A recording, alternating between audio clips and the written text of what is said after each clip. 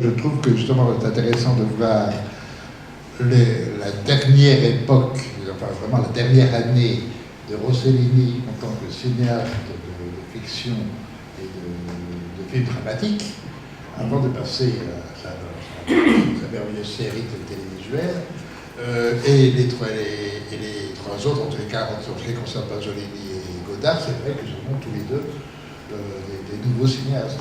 Alors, quand vous regardez bien le premier sketch, vous apercevez que c'est de ça dont il est question.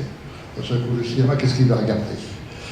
Le cinéma s'empare du monde, en effet, il veut s'emparer, filme en permanence, et peu à peu, c'est le problème même de l'image qui est posé. Et qu'est-ce que l'on voit du monde? On ne voit plus rien, on ne voit plus qu'une image du monde qui elle-même est complètement faussée, qui n'a plus aucun rapport avec la réalité, pour terminer par cet admirable moment. Et tout ça dit par le cinéma, et avec le cinéma, avec la caméra, où on ne sait plus où est le visage, enfin, où est l'homme, où est la femme. L'image, les images se chevauchent les unes des autres, se superposent et se détruisent les unes des autres.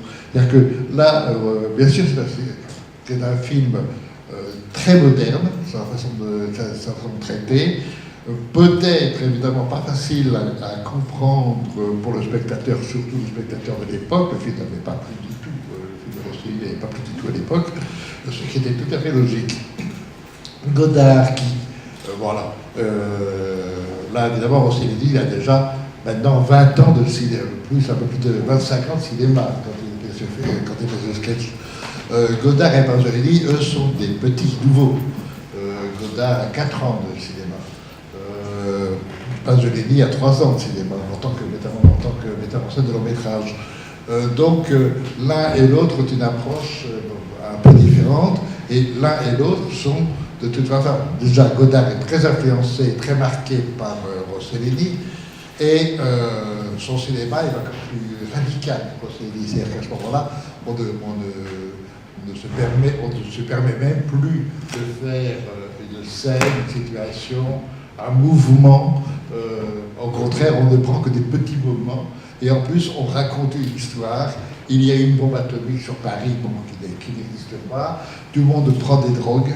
Et donc, on passe à un autre monde, un monde qui a perdu la notion même du sentiment, la notion de l'amour, la notion de la réciprocité, bref, un monde complètement aseptisé, un monde qui n'a plus de rapport, là aussi, les uns avec les autres. Quand on passe maintenant à Pasolini, Pasolini vient de commencer à faire du cinéma, il est écrivain, il est romancier, et surtout il est poète, il est scandaleux de toute façon, donc là il fait ce film, il a dit Rossellini, d'ailleurs qui est cité dans son sketch, il admire aussi évidemment beaucoup Wells, et c'est pas pour rien d'ailleurs que c'est très intéressant quand l'interrogatoire dans le journaliste de Wells, parce que Wells était en scène, Wells même, c'est un peu comme un Wells, parle finalement il n'y a que les anciens, il n'y a que la tradition, il n'y a que le classicisme qui compte, etc.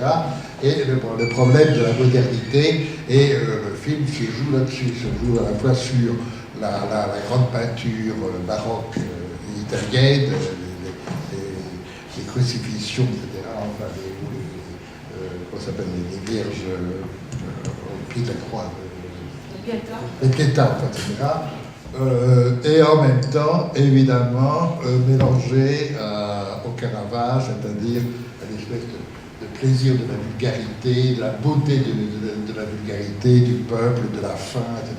Des choses élémentaires, de la douleur, la couleur, tout se joue là-dessus. Et alors le film, évidemment, malgré tout, a frappé énormément à l'époque.